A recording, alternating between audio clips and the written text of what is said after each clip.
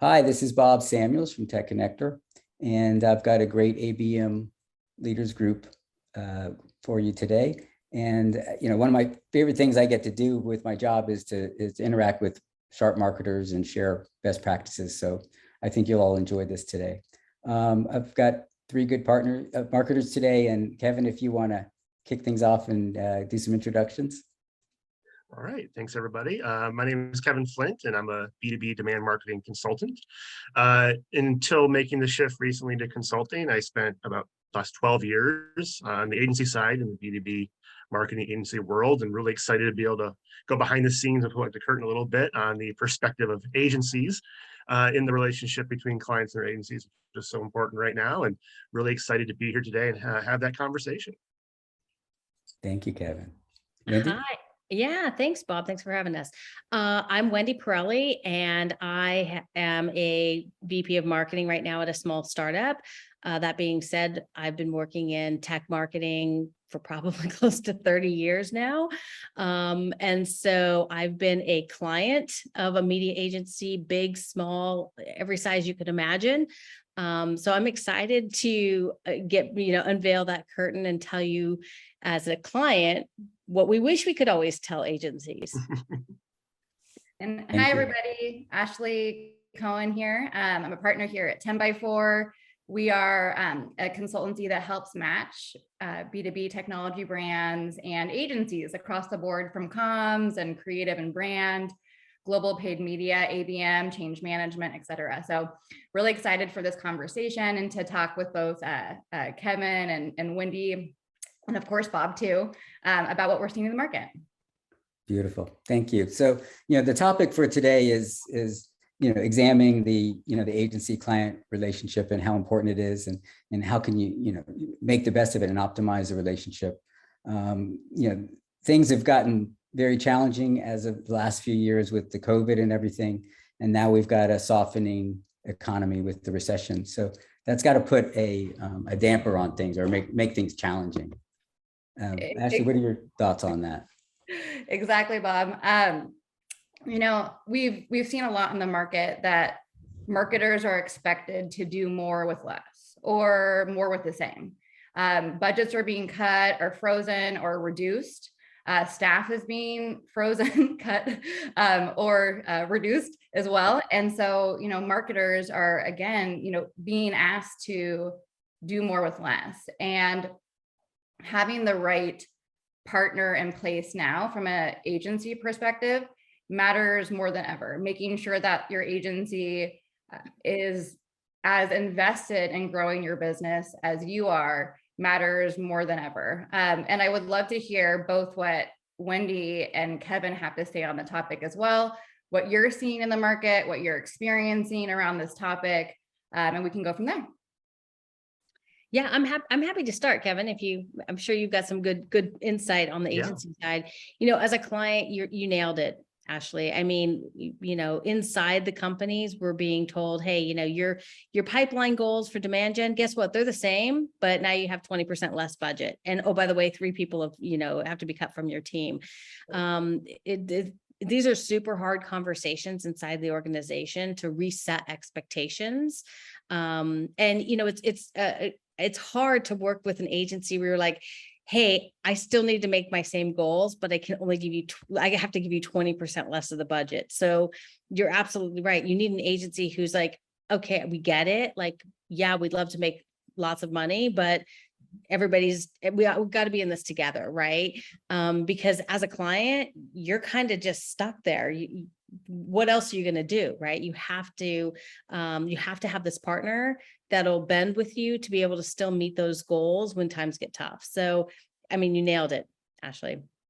Well, and what does that mean on the agency side? Because now, especially if you're on a commission base and you're having to keep the same team, and now you're making less money on the agency side to run the same programs with the same team in place, what are some of the challenges that you would see there, Kevin?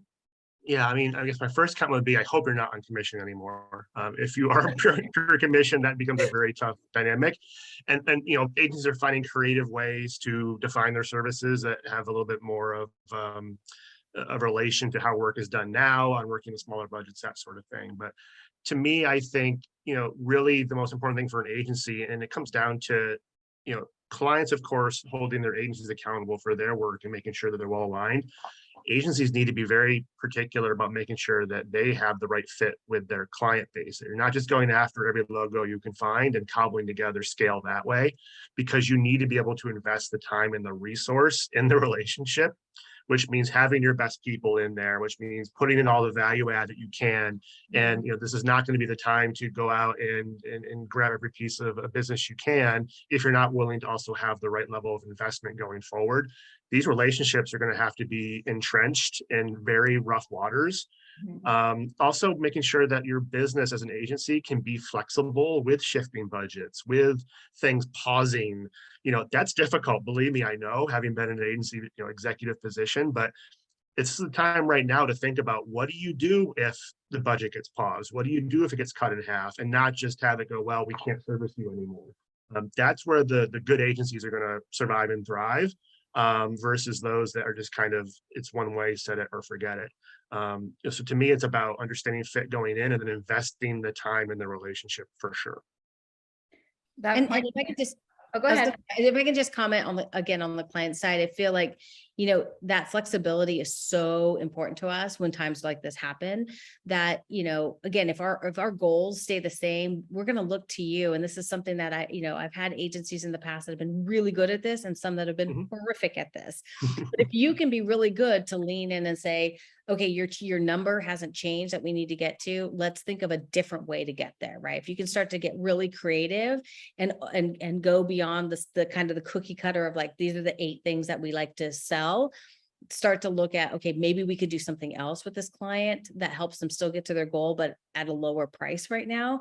That's gonna bode well for that commitment, that loyalty from the customer to know you got in the trench with me and help me get to the number, even without the budget. Like it's loyalty that will go on for much longer than, just this bump in the road.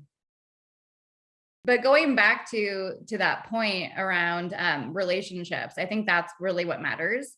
And like what Dick would always say, Dick Reed, I know the 3 of us or 4 of us are big fans of Dick, about putting cookies in the jar. And this is like a major putting cookies in the jar moment for the industry, and really leaning into the value of the relationship itself, and knowing that, things get hard sometimes, just like any relationship in our lives, but whether it be marriages or friendships or family relationships, things get hard sometimes. It doesn't mean that you just cut and go. It means that you work on it together. And I think that there's a really beautiful opportunity here for both brands and agencies to come together and say, look, we know things are different right now. There's a looming recession, budgets are being cut, but we're your partner here. We're in this with you. So whatever the hurdles are, let's do them together. Yeah, I think Ashley, to your point, so the relationship is so important. I mean, how many times have I brought you guys into new accounts? Like I've changed companies, 12 times in my career. And every time I would bring, my loyal agency to a new company, right? So even when times are tough and I don't have the budget, I can refer you to somebody who does have budget. I can take you to my next company, right? Like the loyalty to the client, to the person you're working with, I think is so important, because they're not fixated in one point and this is the job they're going to have for life. Like this is an opportunity to expand your customer base as well. Well, and that's a really good point. I've seen agencies burn bridges, unfortunately, being in the role that I'm in, where I sit between brands and agencies, sort of as a referee between a tennis match or a volleyball match or whatever it is. But because of that, I'm involved in a lot of agency client conversations, and it breaks my heart, honestly, when I see agencies not value the humans and the relationship as part of the overall thought for the piece of business. And those marketers are going to go to new organizations. They're going to be in new roles. And it's about not burning any bridges and being a good partner, so that when 5 years down the road, 2 years down the road, a week down the road, someone has an opportunity, they think of you fondly. And it's not just always for a business perspective. It's also that friendship and human perspective. I know that we met Wendy a couple of years ago and built a friendship out of a business relationship. And I think that should be the focus more and more in agency and client relationships, because you're not necessarily buying speeds and feeds and proprietary technologies and platforms. Every agency has that. You're buying the people, the connection, the partnership, and that really needs to be the focus. Yep. Yeah, and just to add to that, I think that the best relationships, the strongest ones, tend to get formed during more challenging times than in boom times. You figure out who's the real and who's not, right? And we've been through this before. We've been through a recession at all, and hopefully we're not in one, but let's be honest, I think we are, or at least it seems to be. And to me, one of the behaviors I have seen sometimes that I think needs to be addressed is, if you're a client, in my opinion, and your approach to trying to improve your relationships is just to kind of do agency speed dating and just try a new one every year, you're probably not doing all of the work to figure out why isn't this working. And so to me, it's you got to get it right now. In both parts of that relationship should be investing the time and energy and resource into making sure that the relationship's working now, and not, okay, we learned one thing, let's try another one and we'll learn one more thing. Like, let's sit down and actually figure out, how do we work together? Mm-hmm. Are we aligned? Do we have the right skill set for what you need us to do anymore? Are we just saying, yeah, sure, we could do that? Like, this is not the time to find out 3 months into a project that we don't know what we're doing, right? For either side. So I think it's really paramount right now to invest the time and have those conversations, the pleasant ones and the tough ones, to make sure that we're both set up for success in this relationship, because you can't afford to make the mistake now. There's too much risk involved to a business, to people's careers. And I think, people that come into these conversations and say, look, let's have a sit down. And it may not be that, hey, you're up for review or anything, but it's like, let's have a conversation about what's working and what's not, and what the future looks like based on our needs and maybe our budget reality. And just make sure that that conversation's happening and not being danced around, because I think honesty and getting directly to those points is going to be super important going into 23 for sure. That's a perfect tee up to talk about how to even identify the right agency partner. When you mentioned the piece around making sure that the right services are aligned with the right need, essentially, I'm just paraphrasing what you said. I think a lot of it starts with even the process, where making sure that the agency that you're even onboarding, even choosing to partner with, is the right fundamental fit for your business.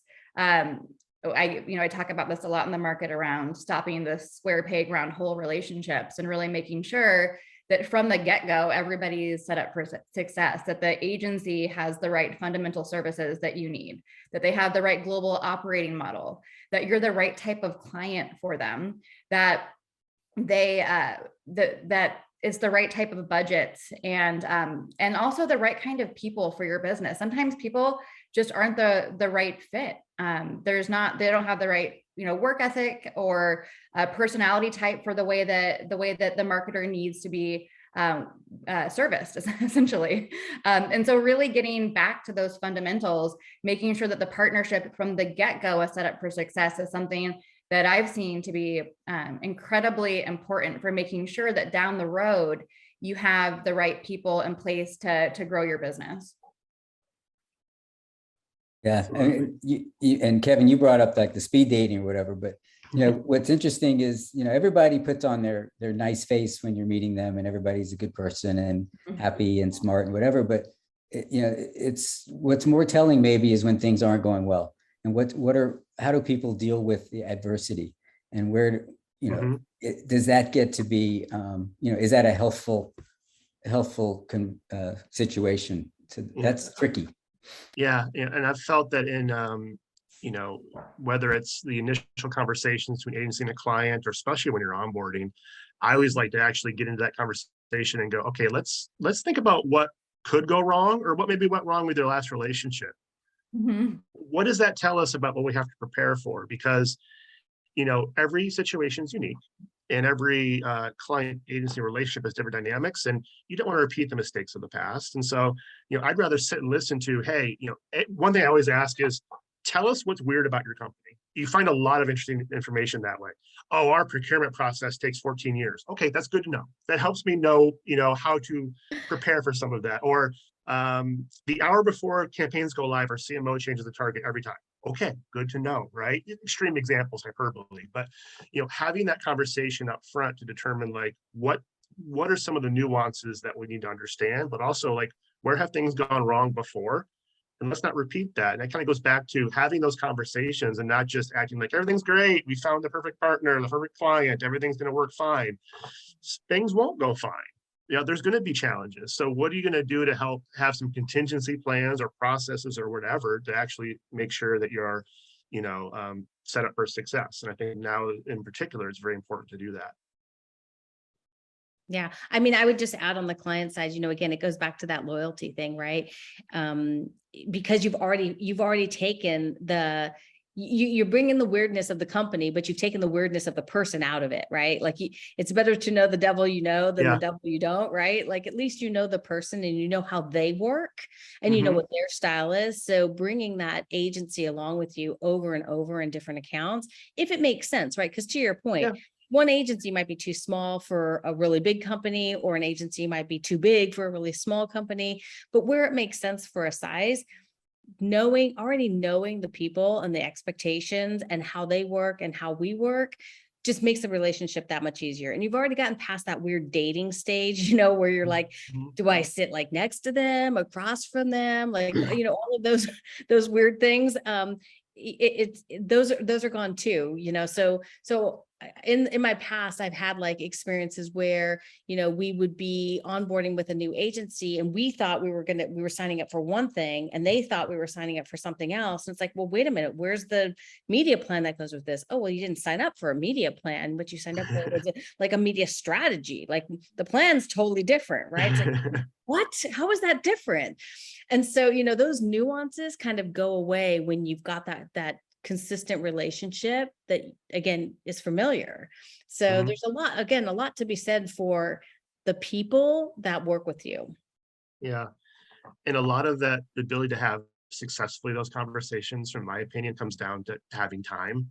And if there's one thing I say over and over again, it's, I know we're always in a hurry. I know you just signed on an agency, it has to go live last Tuesday. But the conversations that set up for success do take some time.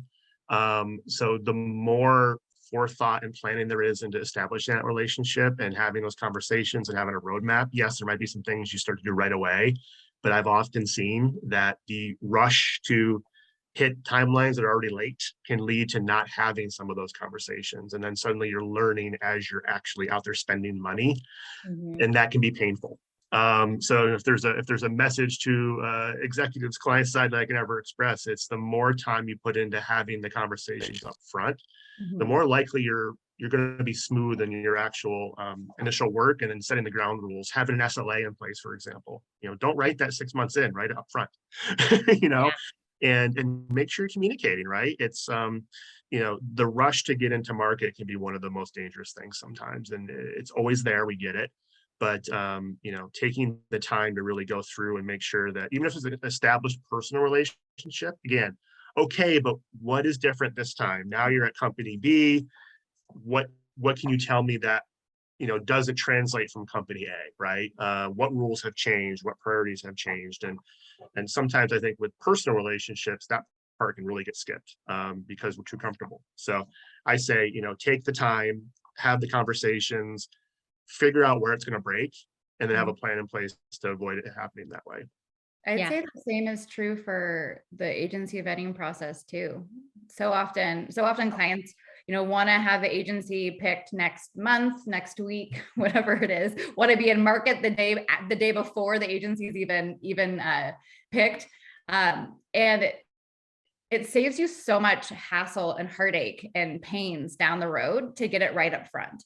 And I think that part of it is, like, as you mentioned, Kevin, rushed a lot of the time. But even if you have a preferred partner and agencies that you've worked with multiple times across multiple organizations, there's no harm in running a thorough vetting process, simply because you might be surprised, especially, when you've worked with the same agency so many times.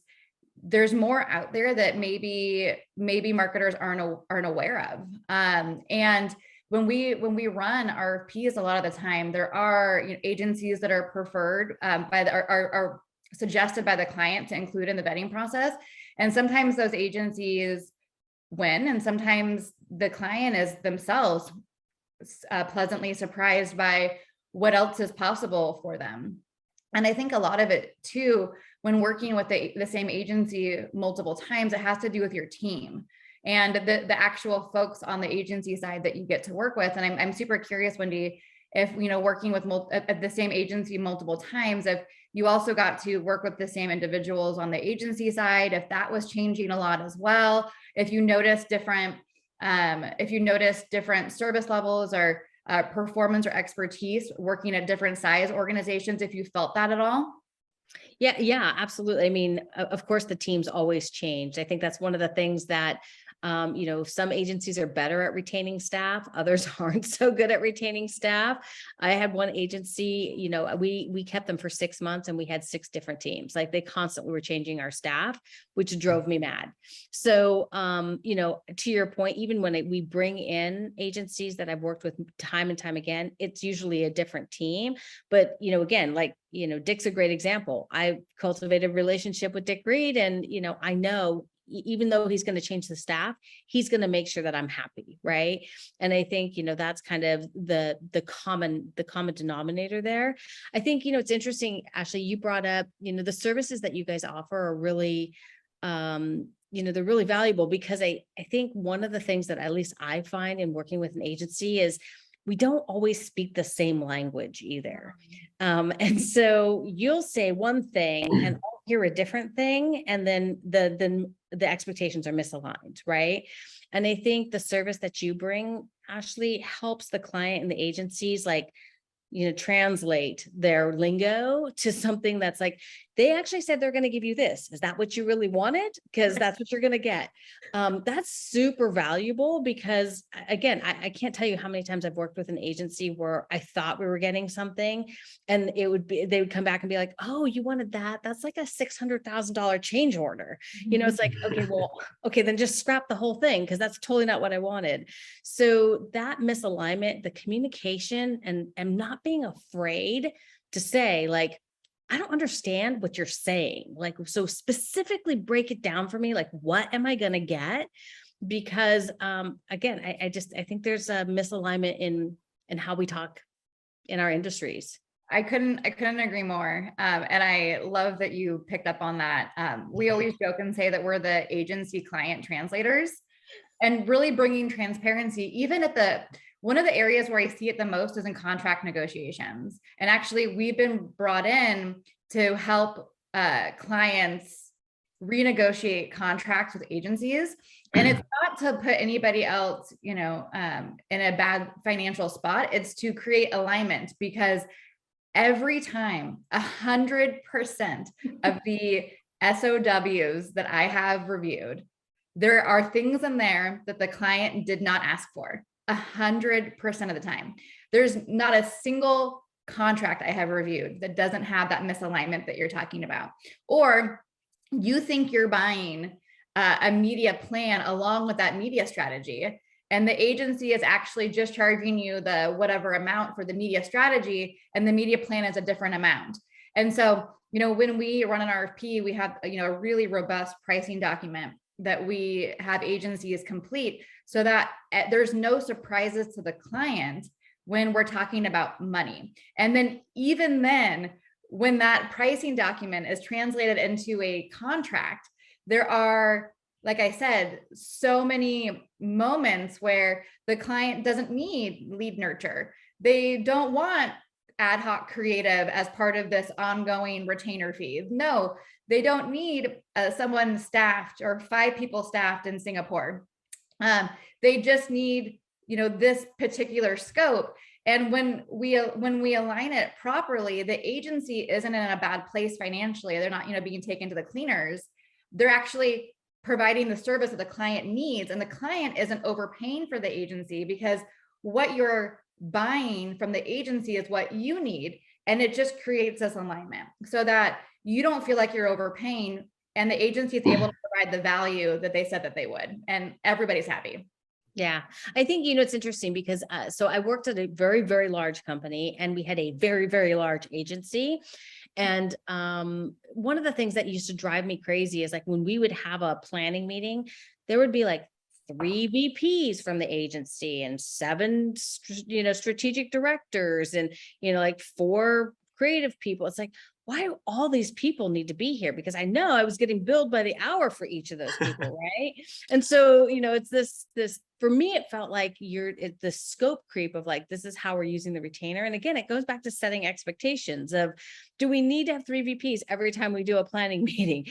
Could we just have a senior director? Like, and I think that's the most kind of mystical thing about agencies is the retainer idea, right? Like, what's in the retainer and how much does it cost? And how many hours does it really take for you to come up with a strategy, right? That's really hard, probably for you guys to run as a business, but for us to digest as a cost, because we don't really know what we're getting and we don't know why we need so many people and we don't know why we're paying for all of these people. So again, it's translation, right? It's clarifying that communication. One of the things, from the agency side that I noticed that, I always would shake my head is the number of times that my clients wouldn't read or be familiar with the contract.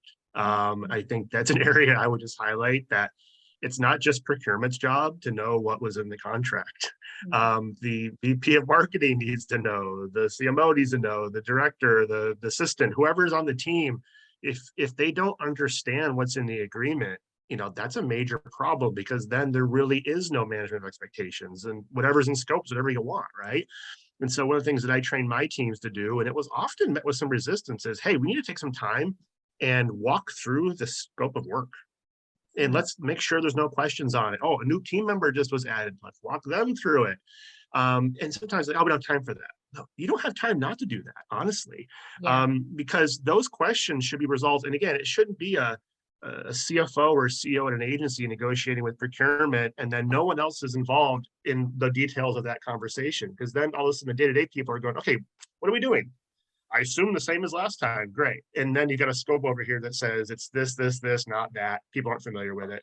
So again, this comes down to taking the time to set up the relationship and go, let's make sure we're clear on, okay, you have a retainer, who's in it? If so-and-so shows up, are they just value add or are they billable? What is in the scope of media planning that's part of this person's job, and all the things that Ashley mentioned. Do you need 15 people in Singapore? What as an example, but having that level of alignment involves taking some of the detail and going, all right, do I understand what I've bought? Does the agency understand what they've sold? Then you have clear accountability, right? Then there's no ambiguity around, I was expecting this. Well, if you're expecting it, make sure it's written in the contract, right? And challenge it and go, I don't understand this point. And I would just say, people that actually are the doers, that are in the relationship day to day, asking those questions before the deal gets signed is super important. I think much more collaboration would be better than what I too often see, which is the negotiations happen over there by people that aren't going to be involved when the work starts. That to me leads to timeouts and red flags being thrown 2 months in, right? Because I'm Wendy, I needed this and it wasn't even included in the deal. What did you guys do, right? Why did you put that in there? I don't get it. And that's where Ashley's going to find in a review of that, hey, it looks like you had some stuff you didn't want and you're missing some stuff you need. Exactly. So kind of pivoting the conversation a little bit into, how do you stay top of mind? How do you to your agency as a client? How does that relationship continue to flourish and bloom? How do you keep that relationship going even during those hard times? Ooh, this is a fun one. Sometimes it's nice not to be in an agency, because I can probably give the most honest answer, which I probably couldn't or wouldn't. The first thing is money, right? Revenue. I mean, agencies are for-profit companies just like everybody else, and they have growth goals. And so you have to look at, yes, every account's important, but honestly, where's the revenue growth potential here? And if you have a plan and a relationship where good performance can lead to more scope of work, more services, more spend, whatever it is, that's going to highly motivate an agency, right? And, you know, all things being equal, you have to put your best resources to where it's going to grow your company. And, you know, unfortunately, even with some very good client relationships, I've had cases where right from the start, okay, procurement needs you to lower your rate. Hey, we need to renegotiate. We need to, you know, you guys are too expensive. By next quarter, you have to come down. And that all may be true because budgets are what they are. But as a motivating factor for an agency, you know, you might start to see that you're not going to maintain the A squad you thought you had at the start because, you know, there's a new pitch and this one's double the revenue potential. We're going to start shifting some people around. There's a lot of pressure on that. So, you know, to me, it really starts with not throwing up those walls, not saying you can't talk to my other divisions, you can't talk to my other regions, you're only working for me and I'll never give you that other scope. You know, if there's a, you know, an opportunity to grow the relationship, you're going to find a much more motivated agency. So really, you know, that's where I start. And that's what the agencies can't say because they have to do you're all my clients, we love you all. And that's true.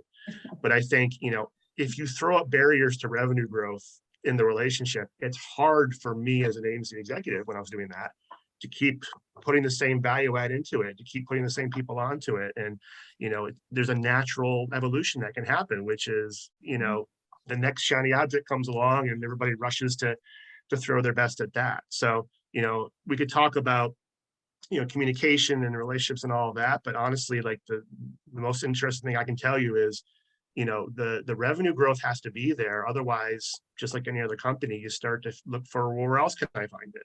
And that pressure doesn't go away.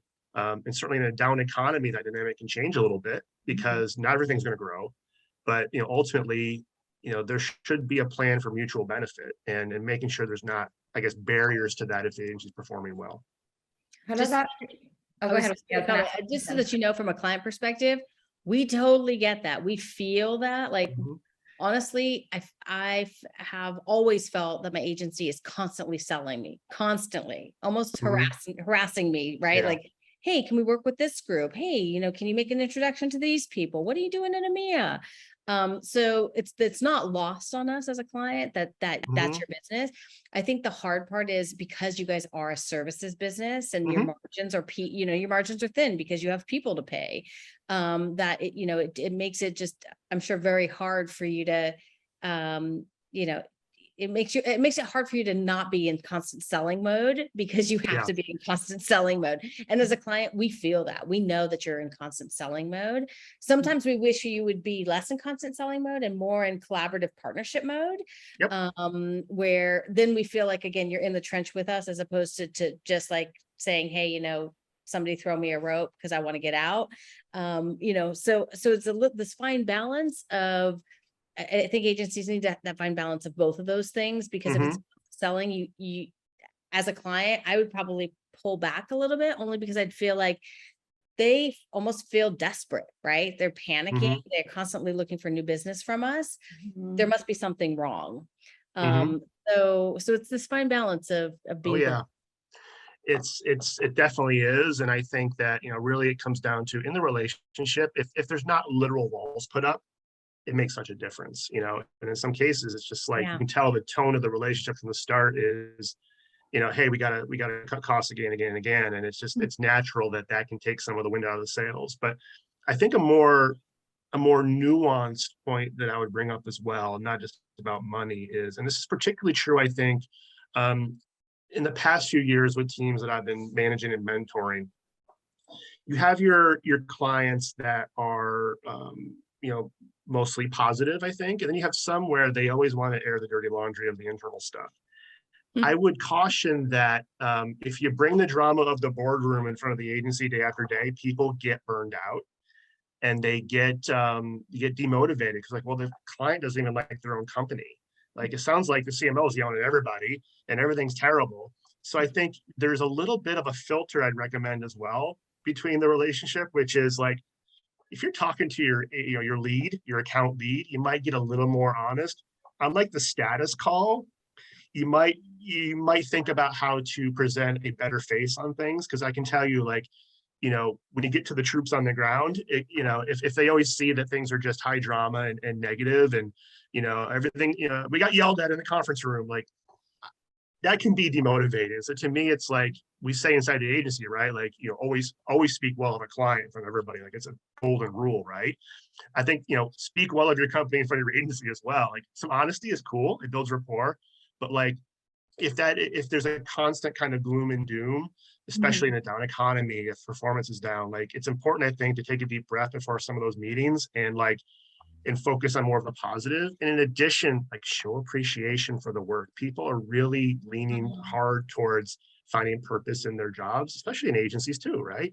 And so it's not always about like, well, if things are right, then it's just is what it is, what you're supposed to do. But if it's bad, we're gonna like come down on you. It's like, you know, hey, let's do a case study on this. Great work, guys. Or I'm going to put a referral on LinkedIn for this one person who is really great. Like that extra appreciation makes a difference too for the team on the ground, not the salespeople and not the CEOs and all of that. But like the team that's really in the trenches with you might be way more enthusiastic about a slap on the back and a high five than 3% increase in revenue next quarter, right? And so I think keeping that in mind and trying to keep some positivity infused in the relationship's good too, because, you know, those folks are in the grind. And I think that's something I've learned, for example, is they want to know that what they're doing is like having a positive outcome for people in the companies that they're working with, and that it's helping even those people's careers, right? Like this is really a good relationship. And so that's, I think, some of the, unspoken things sometimes, which is like, find the reasons to throw in some positive feedback as well. And it's not all just about money, although that was the first thing I mentioned. Yes, I know. And going back to one of the points that you made, Kevin, I would love Wendy's perspective on it around when budgets are decreased, team members are taken off. And the boxers bark. Yeah, sorry, you can't do a Zoom. You can't do a podcast without being at home and having someone's dog bark, right? Yeah, I had the pugs secured in the back for that. For that, but going back to that point around the team being reduced. So you've established a rapport with the team that you're working with, and then your budgets get decreased, and the Kevins of the agency come to you and say, hey, we need to pull this person back or need to pull them off completely because your budgets have decreased. How does that feel as a client? I guess it depends on who the person is, right? Someone that you love, someone that you love. Well, I mean, yeah, if it's somebody that you're working with regularly and you've built a rapport, yeah, it sucks because you start to lose faith in like, okay, am I still gonna get the same results? Am I gonna get the same service? Is this gonna feel like the same relationship? Or, have I been put into the third class citizen bucket, and now they'll call me once a month to check on me and make sure I'm still working there. So yeah, it's not, nobody loves it when they have to again change the teams, even if it's not like a high perform like if it's not a director or something, right? Like even if it's the person like updating your paid search, you build that rapport with that person. They start to get some learnings from it, right? They start to get some they're just getting better at it. And then all of a sudden you got to change teams. Like, great, now we have to start over and train the people so that they understand what they're doing. And so yeah, I mean, if it were a perfect world, we'd all have great budget and we'd be able to pay everybody so that we had the teams that we wanted, and we'd establish wonderful relationships, and we'd do case studies, and we'd have relationships that last forever. Things happen, right? Budgets get cut, teams shift, the economy changes. And so I think it's just really important, it sounds like on both sides, for us to be kind to each other and partner with each other to say, hey, let's get through this together. And then when we come out the other side, let's grow together as well. Yeah, I think, my advice to agencies is definitely like proceed with caution with any sort of change like that. Because ultimately, I think you have to understand where your limits are and where your breaking points are, because you could make that change that seems on paper like, it's a minor thing that could lead to there's no more client there. Like this is a breaking point. And so those have to be made with care. There's always going to be pressure on, for example, head of client services or, which I used to do. There's going to be pressure from somebody that's counting the beans to say, look, this doesn't make sense on paper. It may not make sense for 2 months, but maybe there's, a timeline under which, we can make this change. And so that's the conversations that have to be had within an agency, which is what does this mean long term? What is the risk of making this choice? And there's some hard choices sometimes. And I think the best relationships are where those conversations are had with a client rather openly, which is, all right, what do we see going on? What's the forecast here? What are you hearing? Are we in a temporary hiccup, or are we in a, oh boy, we're in a problem mode? And how can we we need to cut our costs some way. You need to probably cut your fees some way, whatever it is. How do we come up with something that makes sense for both of us? That's a lot better than me just calling up Wendy and saying, hey, yeah, I pulled Joe off search. I know you love him, but we've got this new person that was flipping burgers 2 weeks ago, and they're going to be fine. No offense to burger flippers, but but if I call Wendy and say, okay, let's huddle here, right? Your budget's in half. I've got this retainer that's too expensive for you. I've got people, I can't have them sit idle. So let's figure out what makes sense. Who do we put on freeze right now? Or where can I turn a senior director at X price point into a senior manager? That's probably what you need. But it comes down to communication and partnership. And to me, that's where the strong clients and agency relationships will come through all this. The ones that talk to each other Yeah. and are not transactional. Yeah. Well, and they're transparent, right? They're Yeah. honest, and transparent. Like, yeah, I got to deliver some really crappy news to you, but it's going to help you serve me better, and it's going to help you serve your business better. Right. So, Yeah. Sometimes the news isn't fun, but I think if you're candid and open about it, you both hopefully win. Hopefully. Yeah. In the, I guess, the Great Resignation, as they call it, I'll tell you a story. I lost a significant part of my team in a very short period of time. And I learned during that, among other turnover that everybody faced, actually I had one client team where the entire team of 12 had changed within 3 months on the client side. So everybody was feeling it, but I learned not to do the, hey, got a minute, and then apologize. I just said, look, here's what's going on. Here's what it means. Here's what we're doing about it. Let's talk about the implications. And I found that my clients were appreciative of, there wasn't spin.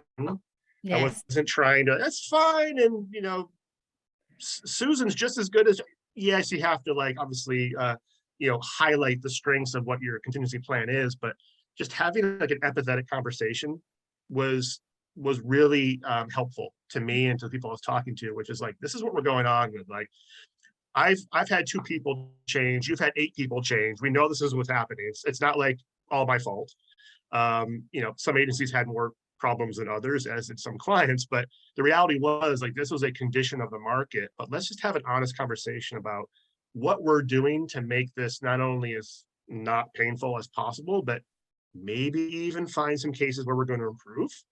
Who knows? But the more honest that conversation was, the more accepting it was. In some cases, it wasn't even a problem. But I would definitely tell people those aren't spin conversations, right? Those aren't things to kind of dance around. It's address it head on, be honest, and have a good conversation about what you're going to do to put plans in place for transitions and all that kind of stuff, and then move forward. Well, at the end of the day, the agency and client relationship are humans. That's the center of it, are people. And so having those transparent, empathetic, honest conversations are beyond important. But I feel like a lot of times the wrong things are focused on: utilization, speeds and feeds, technologies. The wrong pieces of the conversation are being had. And to your point, Kevin, coming to the client and saying, hey, here's what's going on. When a brand comes to us to run an RFP, there are always 2 things that are mentioned as the main drivers for the RFP. The first is the team.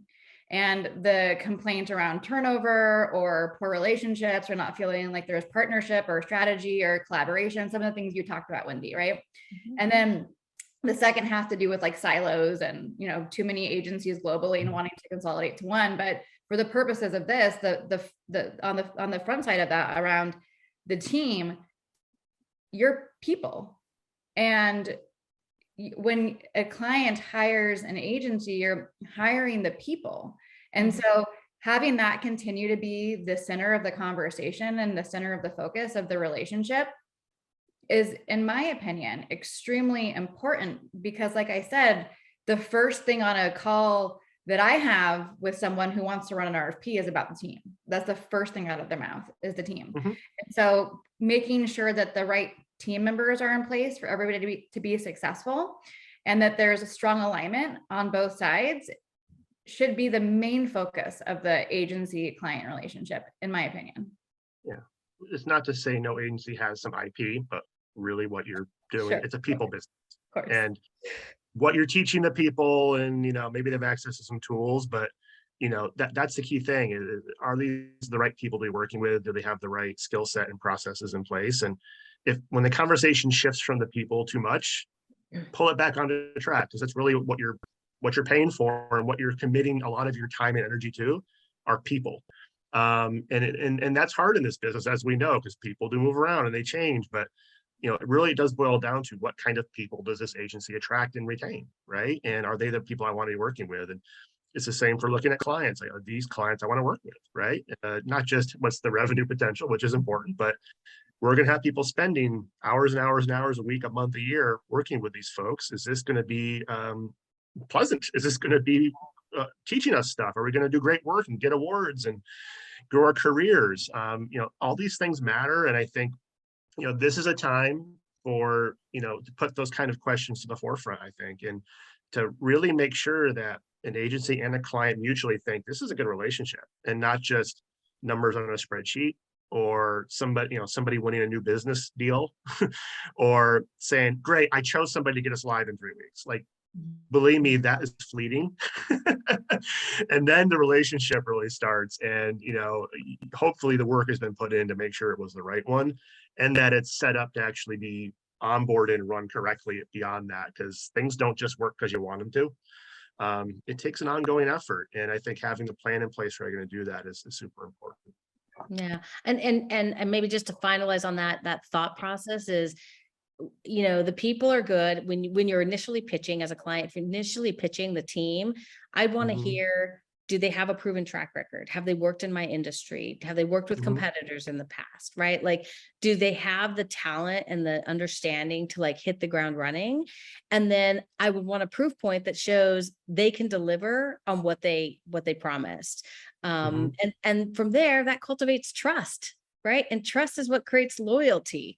And so that trust repeated over and over again by the people delivering on what those expectations are is, I think, what's key in our minds is, and usually that trust is built by people, not just a general organization, right? It's specific people really deliver on that.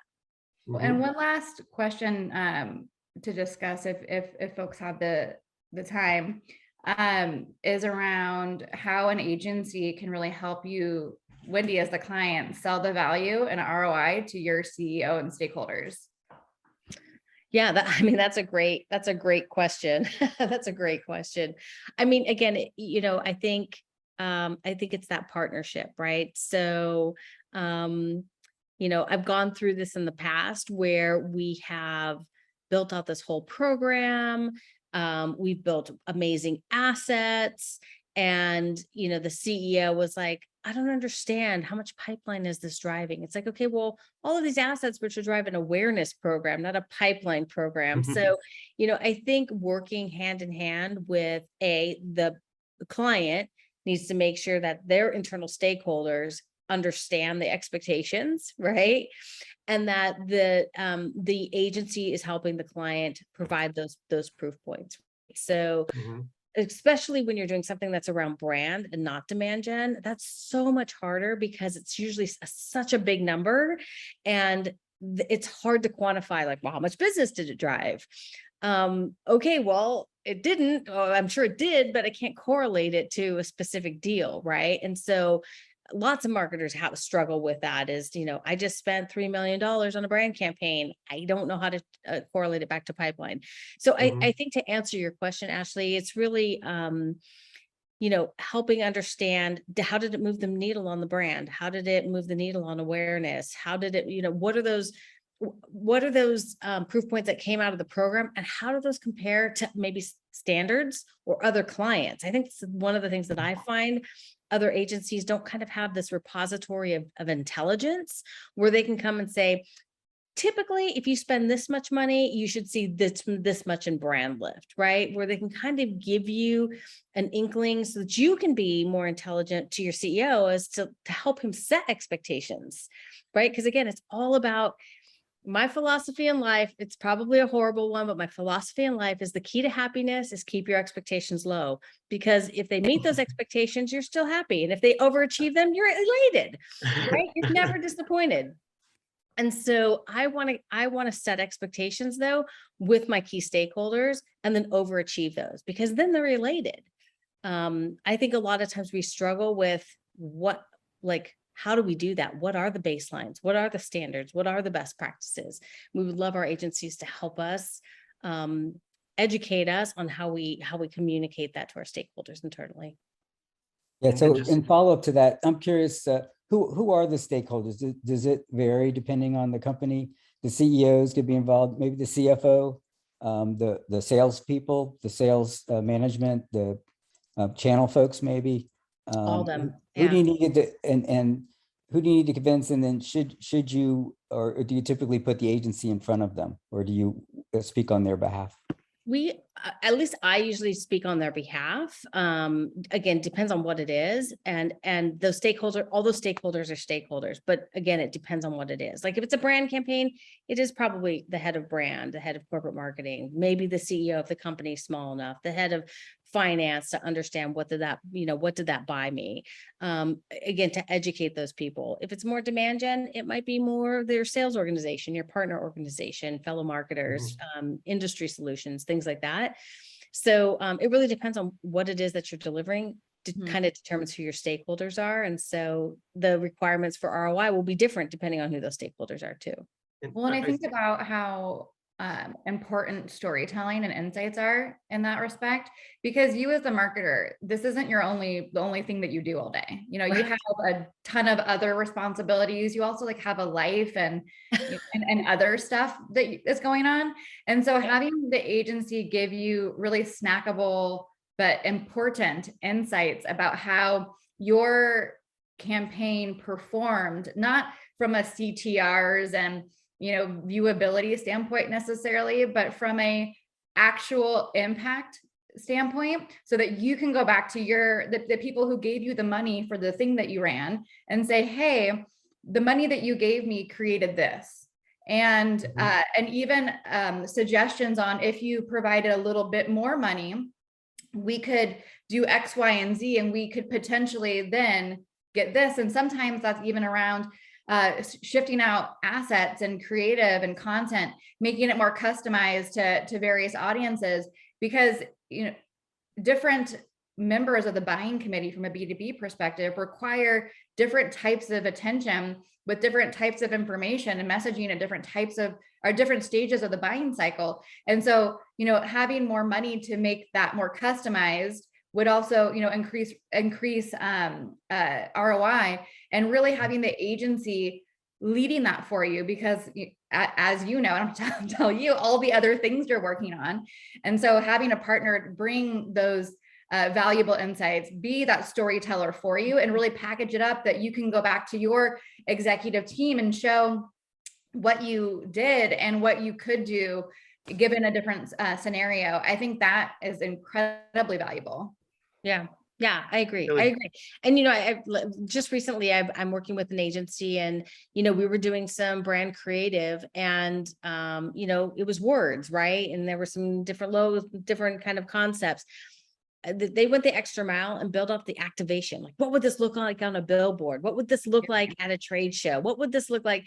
And that really helped open the eyes of my stakeholders of this isn't just like an ad on YouTube. Like, it's all these things, right?